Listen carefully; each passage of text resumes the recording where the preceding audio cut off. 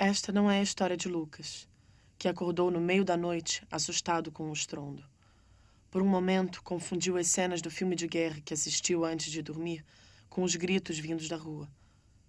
Olhou pelas frestas da veneziana e viu o carro branco, o poste e 2 pernas em jeans e em sangue. Ele tem 11 anos e a imagem volta e meio assombrará a vida fora, até que virará apenas um pensamento em dias nublados de devaneios tristes.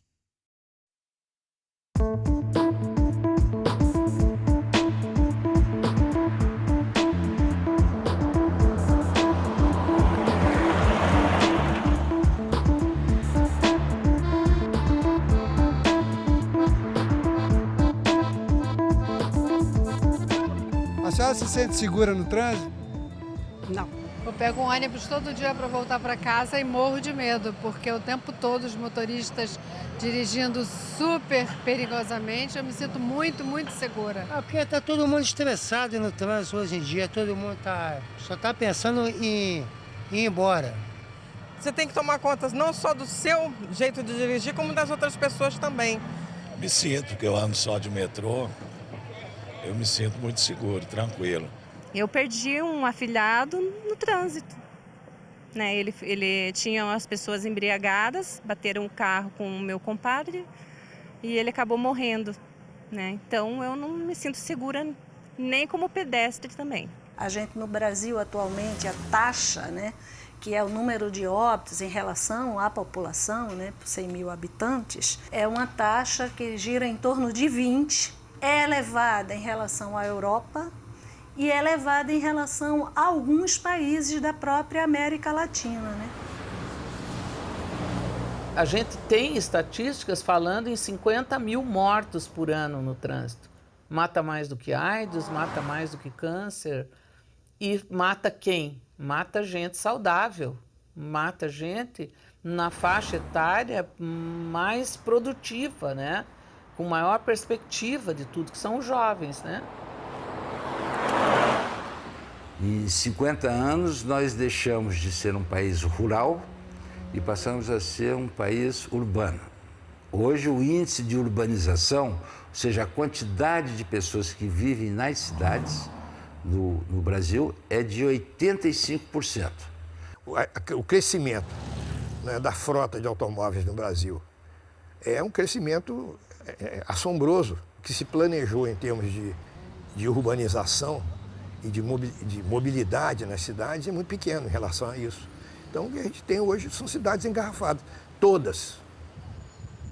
O agravante de que nós não temos no país, não temos um transporte coletivo de qualidade e em quantidade suficiente para que as pessoas possam se movimentar na cidade. Nós não temos uma opção, uma educação de transportes alternativos, como a bicicleta, por exemplo, as ciclovias. 3% das viagens urbanas no Brasil são executadas de bicicleta. Em torno de 28% nos automóveis, 35% no transporte coletivo e 38% a pé. Então, o grande rei é o pedestre, depois o ciclista, o motociclista, o automóvel, o caminhão, o ônibus, porque a regra do trânsito diz que o maior tem que cuidar do menor. Só que o que acontece na maioria das nossas cidades é que os menores têm que se cuidar dos maiores, senão eles passam por cima. Então, o trânsito é um conjunto complexo de regras que obrigam a igualdade, porque você só pode fazer uma avenida, você só pode estar em um lugar ao mesmo tempo com seu automóvel.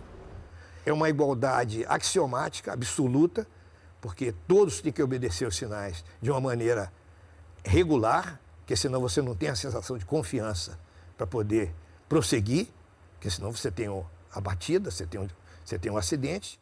Então, quando eu, né, como um indivíduo comum, escuto a mensagem de alguma campanha, eu acho, nossa, muito importante, interessante, né? Mas é para os outros.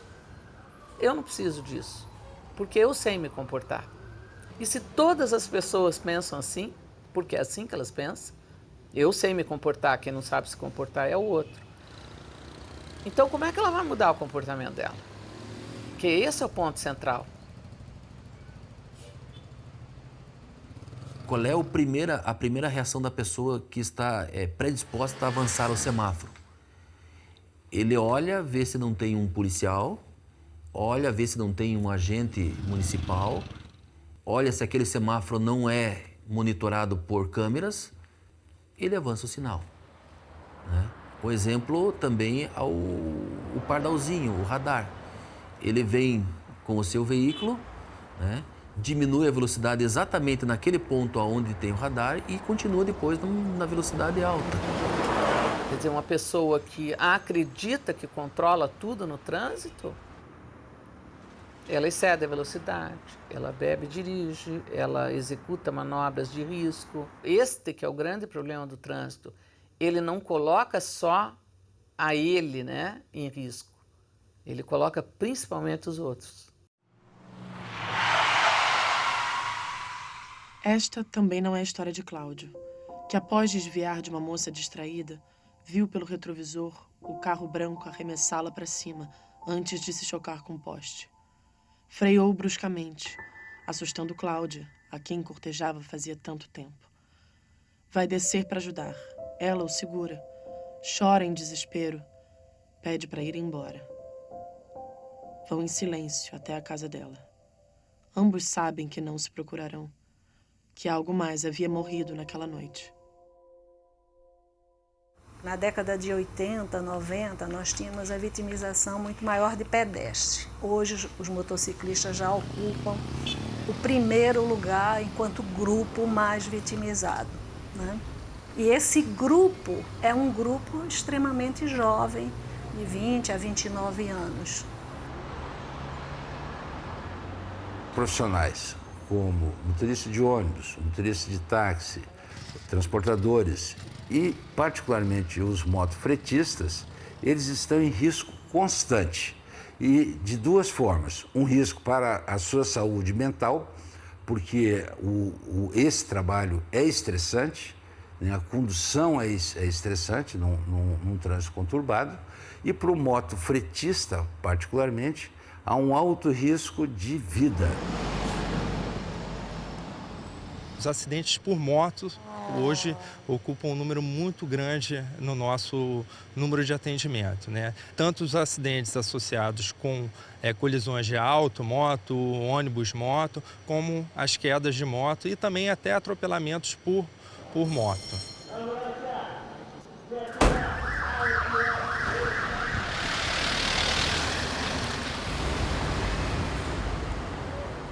Então são 1.400 vítimas de acidente de motocicleta no ano de 2013. É um número muito grande. Se tornou uma das principais causas de atendimento nas emergências do Rio de Janeiro. Então é um paciente que consome muitos recursos do hospital na fase inicial e depois muitos recursos do próprio Sistema Único de Saúde e da sociedade, por eles vão passar um longo período tendo que fazer fisioterapia e afastado do trabalho. A gente sabe que o trauma aqui no Brasil ele vem muito relacionado a acidentes e acidentes de trânsito. Então, apesar de não receber pacientes que acabam de passar por um acidente, nós recebemos pacientes que têm complicações e pacientes que evoluem com sequelas e que precisam de um atendimento de maior complexidade.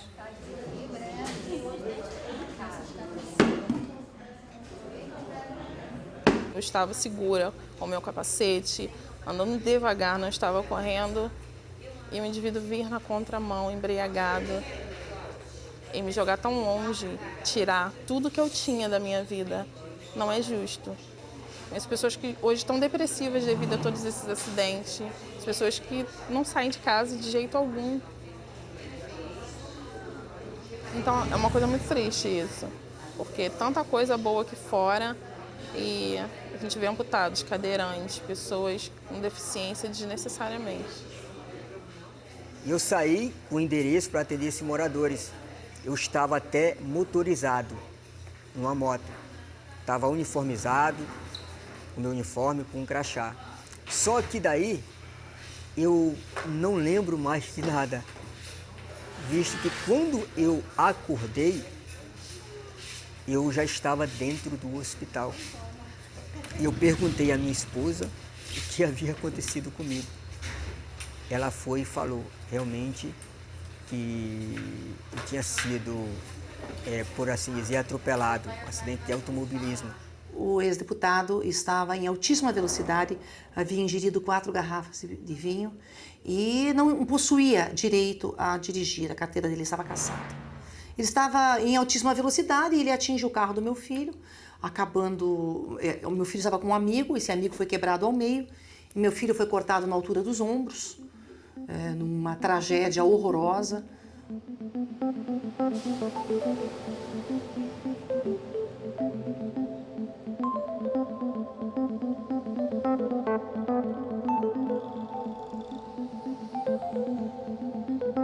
Nós estamos produzindo 350 mil sequelados por ano. Mais de 125 mil são permanentes. Até 2016 nós teremos um amputado a cada 4 segundos. O que é isso? Esse país ainda não parou para pensar? Ou será necessário cada família enterrar um filho no trânsito para que algo seja feito? Eu não posso acreditar nisso. Esta certamente não é a história do velho bêbado que abriu os olhos com barulho forte. Abriu de novo, quando a ambulância saiu com a sirene ligada. E pela terceira vez, quando o sol surgiu de trás do prédio e o achou sob a marquise. Passa junto ao poste, enrolado no cobertor cinza. Cacos de vidro e pedaços do carro branco esparramados. Um maço de cigarros quase cheio junto ao meio-fio, que ele apanha, antes de virar a esquina.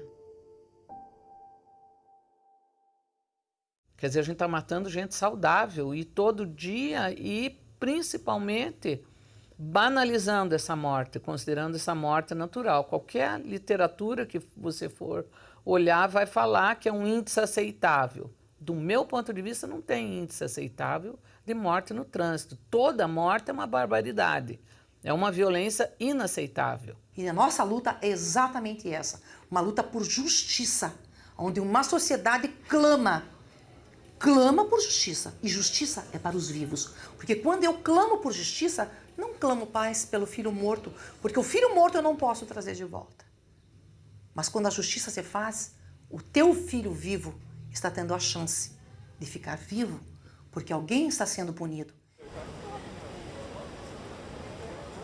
Você já sofreu algum acidente de trânsito? Não, ainda bem. Você conhece alguém que sofreu? Sim, familiares, amigos. Já, por imprudência minha. O preferencial era do rapaz, eu com pressa furei, questão de 2, 3 segundos, quase perdi meu braço, tudo costurado. Não.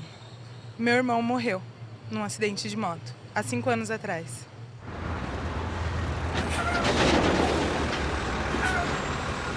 Mais de 75% desses acidentes do tipo de colisão frontal, eles acabam resultando em morte. A gente percebe que os acidentes, eles na verdade estão ficando cada vez mais graves, né? Os veículos com maior potência, os veículos transportam cada vez mais peso, são veículos de 54, 75 toneladas, sem contar ainda quando um trafega com excesso de peso.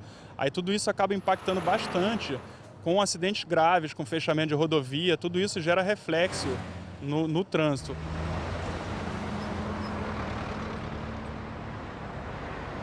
Então, essa condição das nossas estradas, o equipamento, a estrada, não é boa.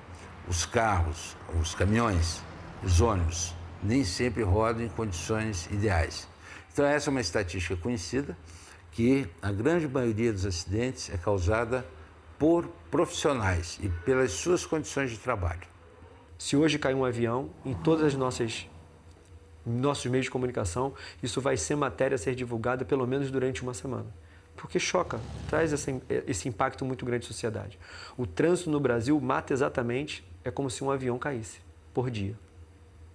Então é muito significativo. Daí a necessidade de investir em ações de prevenção. O Ministério da Saúde, desde 2001, ele começou atuando, de uma forma visando um trânsito saudável. Então, eles começaram com um projeto, inicialmente em 5 capitais e atualmente já conta com 99 cidades brasileiras, que fazem parte dessa rede de iniciativas de prevenção de acidentes de trânsito integrada com os órgãos de trânsito, né, municipais ou estaduais. O projeto Vida no Trânsito está pautado em ações intersetoriais, no entendimento de tratar-se de um problema complexo e cuja solução não está em um setor só, né? Quando a gente iniciou o projeto Vida no Trânsito aqui em 2010, das capitais do Sul, a gente era a capital com o maior número de mortes. A gente acompanhou uma redução a partir da implantação do Código Nacional de Trânsito, uma redução significativa, e depois estacionou e teve uma tendência de aumento, né? A gente vê que para cada morte, 7 vítimas do trânsito que ficam em UTI. E a gente não tem mensurado quanto sai com algum tipo de consequência, né, dessa lesão. Então a gente sabe que o problema é muito maior. A gente sabe que tem 2 fatores que teria que estar se atuando assim de uma forma muito forte, que é a questão do consumo de álcool e direção e a velocidade, né? Que são 2 fatores que outros países atuaram neles e conseguiram reduzir. Esta talvez seja a história de Pedro, afinal. Porque era ele, o motorista do carro branco de 240 cavalos de potência que se chocou contra o poste. Homem trabalhador, bom pai, bom marido, querido pelos amigos, sempre foi resistente ao álcool e a tudo na vida. Por muitos anos, tomará remédios para dormir, até que todas as penas, as de dentro e as de fora, prescrevam. Há mais ou menos uns 10 ou 12 anos atrás, eu estava numa festa na minha cidade, no centro da cidade. Na volta, peguei carona com um amigo que estava bêbado. Aí, numa determinada curva, ele passou direto na curva e o carro desceu uma ribanceira. E não me lembro muito do acidente, lembro de alguns flashes. Eu estava no banco de trás com os amigos e na volta para casa, né, o motorista perdeu o controle do carro, o carro capotou, né, e eu fraturei a coluna.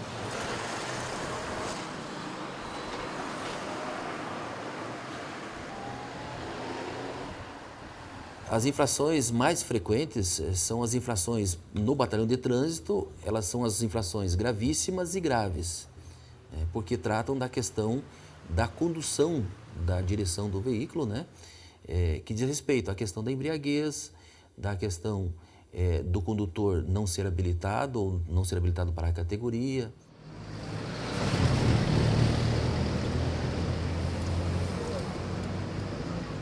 Então, os 3 órgãos juntos, Polícia Militar, Secretaria de Governo e Detran, vão para as ruas diariamente, de domingo a domingo, realizar ações de fiscalização, as famosas blitz de trânsito, os bloqueios policiais, com o objetivo de fiscalizar não só a documentação e condições de carro dos motoristas, mas também realizar a checagem de alcoolemia. Quando ele realiza o teste do bafômetro e tem como resultado acima de 0,34, ele está cometendo o crime previsto no artigo 306 do Código Brasileiro de Trânsito, que é dirigir com a capacidade psicomotora alterada. Então, além do recolhimento do CNH, além da multa de R$ 1.915, além de não poder continuar conduzindo o seu veículo, além do processo administrativo de suspensão da carteira de motorista por 1 ano, ele recebe voz de prisão e é encaminhado a uma delegacia de polícia. É importante a gente colocar que a lei seca, sim, tem contribuído para a diminuição do número de vítimas de trânsito no nosso estado. Dados recentes sinalizam que o estado do Rio de Janeiro, no acumulado 2008-2013, alcançou uma redução de 35% no número de mortos, enquanto o Brasil cresceu em 10%. Eu acredito em motoristas melhores, mas enquanto a gente ainda não chega à conscientização de motoristas melhores, mais conscientes à direção, a gente ainda vai ter que usar a punição durante algum tempo.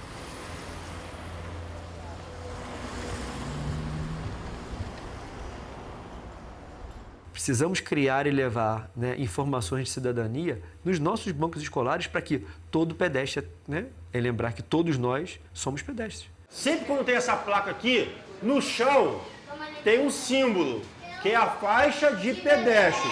É ali que você tem que atravessar com toda a segurança. E o que o senhor acha que precisa fazer para melhorar o trânsito? Precisa acabar com os carros. As pessoas respeitarem as leis e respeitarem os agentes de trânsito. As pessoas têm que ter mais paciência, né? Respeitar o pedestre, andar de cinto de segurança, é o que vai fazer evitar muito acidente. Eu acho que é a campanha mesmo, campanha, é questão da educação. Não é só o conhecimento que vai fazer com que a pessoa mude o comportamento, mas é fundamental, porque se ele não tiver o conhecimento, ele não tem nem a base para promover a mudança, mas a gente tem que ir além do conhecimento. Patrícia tinha vários defeitos e estava a caminho do trabalho. Esta seria sua história. Mas ela foi atropelada por um carro branco e morreu. Acordando Lucas, assustando Cláudia, desencantando Cláudio, traumatizando Pedro, dando de fumar a um velho bêbado que, num acordo de indiferença mútua com o mundo, continua a perambular pela cidade, esquecendo-se. Porque a gente fala muito que o problema do Brasil é o problema de educação, mas a pergunta crítica é que tipo de educação? É educação para você ser bacharel e dar a carteirada, que você é doutor ou é juiz, e você não pode ser preso? Não. Tem que ser uma educação para a igualdade, em que o outro é respeitado. A melhor maneira de enfrentar os problemas no trânsito é ter ações integradas e com uma direção política importante.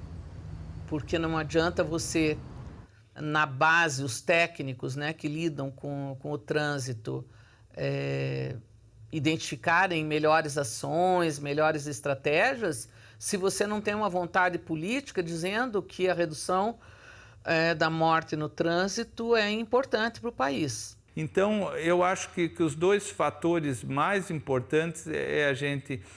investimento em infraestrutura e educação de trânsito, que tanto foque no comportamento no trânsito, como também estimule as pessoas a procurar a intermodalidade. Vários modais de transporte, fazer um pedaço de bicicleta, outro de ônibus, usar o carro quando você precisa. A solução mais viável, mais imediata, tem seu custo, é a implementação de um transporte coletivo de qualidade. Porque se não tiver transporte coletivo de qualidade, as pessoas vão continuar optando de ir para o emprego, para a escola, com o seu automóvel. Então, isso é uma decisão individual, mas todos estão cientes da importância de agir com prudências. Isso não apenas pensar, ser prudente, mas sim colocar na prática. Se todos fizerem isso, certamente serão bem-sucedidos. Vamos imaginar que nós somos o quê? Carros, motos, para que nós possamos caminhar pela Transitolândia, ok?